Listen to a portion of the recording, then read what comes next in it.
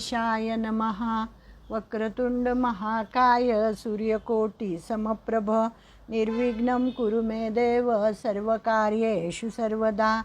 गुरुर्ब्रह्मा गुरुर्विष्णू गुरुर्देवो महेश्वरः गुरुः साक्षात् परब्रह्म तस्मै श्री गुरवे नमः। प्रथम गणेशाला वंदन, शारदा मातेला वंदन, गुरूंचं स्मरण करते, माझ्या आईवडिलांना नमस्कार करते आणि आपण सर्व गीताप्रेमी ज्यांच्या हृदयामध्ये भगवंताचा वास आहे त्या सर्वांना नमस्कार करून बोलायला सुरुवात करते। 13वा अध्याय आहे। ह्याच्यात सगळी ज्ञानोत्तर भक्ती सांगितलेली आहे। ज्ञानाची लक्षणं आपण पाहिली, अधिक्षेत्र म्हणजे काय पाहिलं, क्षेत्रज्ञ म्हणजे काय पाहिलं, नंतर ज्ञानाची लक्षणं पाहिली आणि त्याच्या पुढे आता आपल्याला जायचं आहे। ज्ञेय म्हणजे काय हे आपल्याला बघायचं आहे। ज्ञेय म्हणजे परमात्म वस्तू, त्या परमात्म वस्तूबद्दल सांगणं खरं तर कठीणच आहे, तो सांगण्याचा विषयच नाही आहे मुळात, म्हणजे अनिर्वचनीय असा तो विषय आहे की जो वचनामध्ये आपण बांधू शकत नाही, ज्याला आपण सांगू शकत नाही, ज्याचा आपण अनुभव घेऊ शकतो, पण तो अनुभव घेण्यासाठी सुद्धा विशिष्ट साधना लागते, विशिष्ट त्याला भक्ती लागते, मनामध्ये भगवंताच्या बद्दलचं प्रेम लागतं, तेव्हा ते आपल्याला साध्य होतं। तर आधी आपण काय करू, 13वा अध्याय म्हणू आणि मग पुढे जाऊ। ओम श्री परमात्मने नमः। अथ त्रयोदशोऽध्यायः।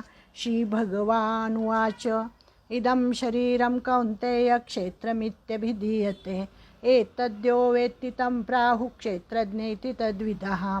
क्षेत्रज्ञं चापि मां विद्धि सर्वक्षेत्रेषु भारत।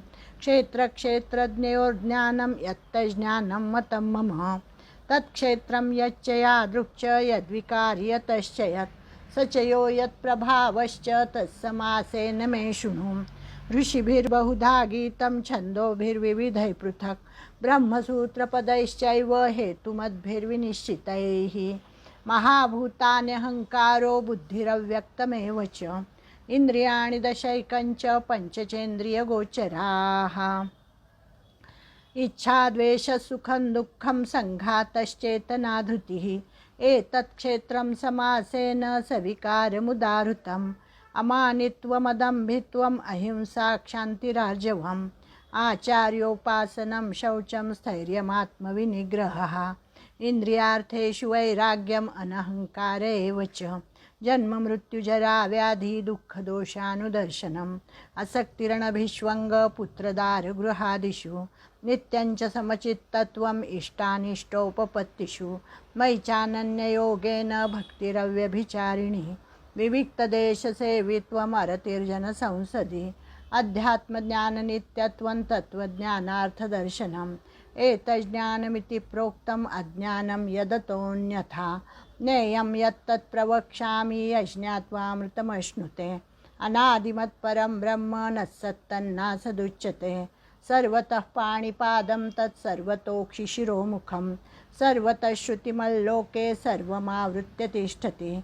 सर्वेन्द्रियगुणाभासं सर्वेन्द्रियविवर्जितम् असक्तं सर्वभृच्चैव निर्गुणं गुणभोक्तृ च बहिरन्तश्च भूतानाम् अचरं चरमेव च सूक्ष्मत्वात् तद्विज्ञेयं दूरस्थं चान्तिके च तत् अविभक्तं च भूतेषु विभक्तमिव च स्थितं भूतभर्तृ च तज्ज्ञेयं ग्रसिष्णुप्रभविष्णु च ज्योतिषामपि तज्ज्योतिस्तमसः परमुच्यते।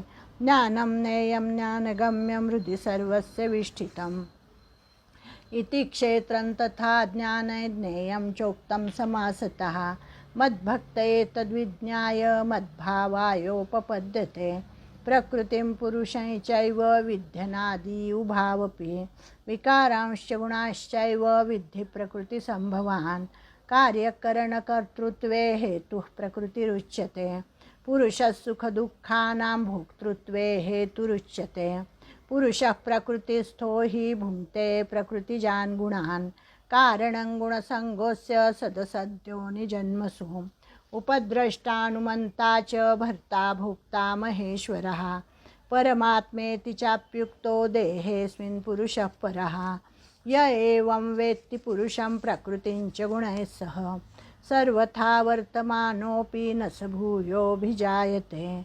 ध्यानेनात्मनि पश्यन्ति केचिदात्मानमात्मना अन्ये सांख्येन योगेन कर्मयोगेन चापरे अन्ये त्वेवमजानन्तः श्रुत्वा नेभ्य उपासते तेऽपि चातितरन्तेव मृत्युं श्रुतिपरायणाः यावत् संजायते किञ्चित् सत्त्वं स्थावरजङ्गमं क्षेत्रक्षेत्रज्ञसंयोगात् तद्विद्धि भरतर्षभ समं सर्वेषु भूतेषु तिष्ठन्तं परमेश्वरं विनश्यस्व विनश्यन्तं यः पश्यति स पश्यति समं पश्यन्नि सर्वत्र समवस्थितमीश्वरं न हि नस्त्यात्मनात्मानं ततो याति पराङ्गतिं प्रकृत्यैव च कर्माणि क्रियमाणानि सर्वशः यः पश्यति तथात्मानम् अकर्तारं स पश्यति यदा भूतपृथग्भावम्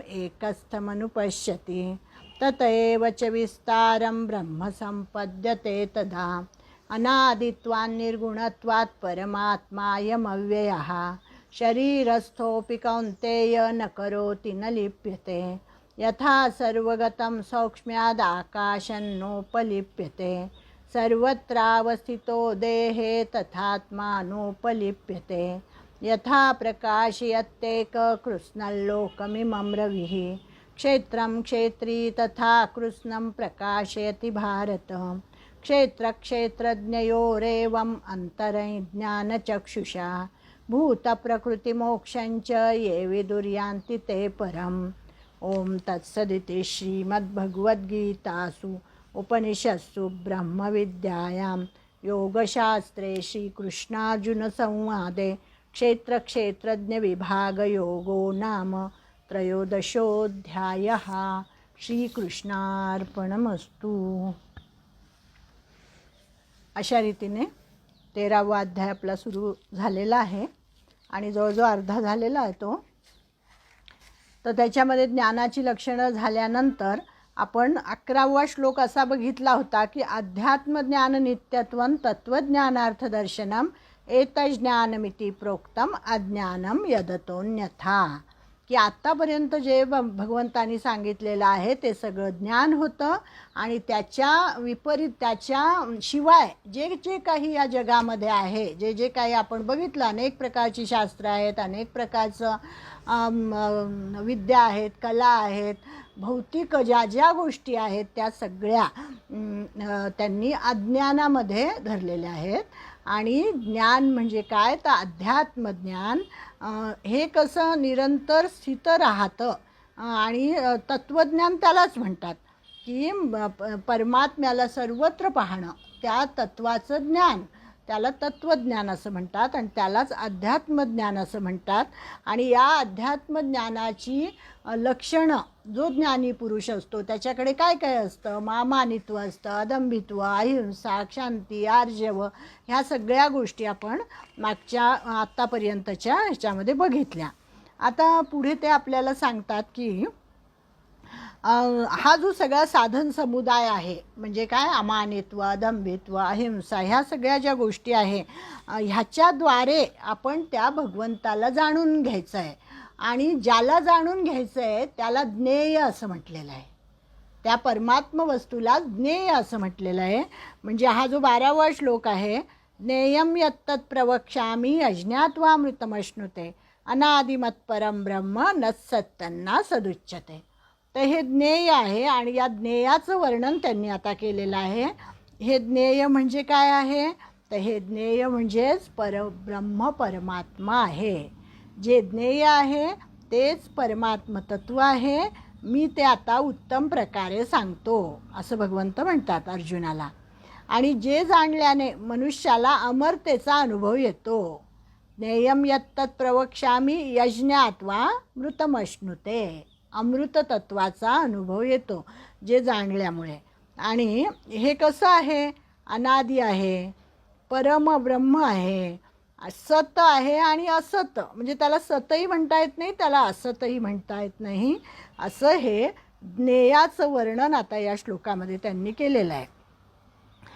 आणि मग ते आपल्याला सांगतात की आपल्याला मनुष्य शरीर जे मिळालेलं आहे ते कशासाठी मिळालेलं आहे तर हे ज्ञेयाचं तत्त्व, हे ज्ञेय जाणून घेण्यासाठीच आपल्याला मनुष्य शरीर मिळालेलं आहे. म्हणजे संसारात जितके म्हणून विषय आहेत, पदार्थ आहेत, विद्या, कला, ते सर्व अवश्य जाणून घेण्यायोग्य नाहीत. म्हणजे ते जाणलंच पाहिजे असं नाही, पण त्याच्या उलट गीता सांगते की तुम्ही परमात्म्याचं ज्ञान मात्र करून घेतलं पाहिजे. त्याच्यासाठीच आपला जन्म झालेला आहे. आणि ते एकदा जाणून घेतलं ना की मग काहीच जाणायचं शिल्लक राहत नाही. आणि इतर कुठलंही असेल काही आपण ज्ञान, ज्याला आपण आता लौकिक रीतीने त्यालाही आपण ज्ञानच म्हणतो, त्या गोष्टी कितीही आपण जाणून घेतल्या तरी काहीतरी शिल्लक राहतच. म्हणजे कितीही मोठा वैज्ञानिक असला तरीसुद्धा काहीतरी शोध त्याचे राहिलेलेच असतात. बाकी पूर्णपणे तो पूर्ण ह्याचं त्याला ज्ञान झालेलं आहे असं कधीच होत नाही, तर काही ना काही राहिलेलंच असतं. परंतु परमात्म ज्ञानाचं मात्र तसं नाही आहे. एकदा ते जाणून घेतलं की मग दुसरं काही जाणायचं शिल्लकच राहत नाही असं त्यांनी सांगितलं. आणि हे जे ज्ञेय आहे या तत्वाला जाणून घेतल्यानंतर अमरतेचा अनुभव होतो. हे पण फार महत्त्वाचं आहे की ज्याची प्राप्ती झाल्यावर जाणणे, करणे, मिळवणे इत्यादी काहीही शिल्लक राहत नाही. म्हणजे आपल्यामधला जो स्व आहे तो खरं तर अमरच आहे, पण आपलं काय झालं आहे की आपलं शरीराशी तादात्म्य झाल्यामुळे आपण त्याला जन्मणारा, मरणारा असं समजतो. मग त्या स्वची जाणीव हे ज्ञेय जाणून घेतल्यानंतर होते. म्हणजे ते अमरतेचा अनुभव होतो. आणि ते कसं आहे, अनादी आहे. अनादी म्हणजे संसार उत्पन्न होतो, उत्पत्ती, स्थिती, लय अशा सगळ्या गोष्टी आहेत ना, परंतु तो आदी, मध्य आणि अंती जसाच्या तसा विद्यमान राहतो, म्हणून त्याला अनादी असं म्हटलेलं आहे. परमात्मा जो आहे तो त्याला आदी नाही, मध्य नाही, अंत नाही. कुठलीही परिस्थिती आली तरीसुद्धा तो जसाच्या तसाच राहतो, म्हणून त्याला अनादी म्हटलेलं आहे. त्याला परब्रह्म म्हटलेलं आहे. आणि कारण ते सदा व्यापक असतं, निर्विकार असतं, सदा राहणारं असतं.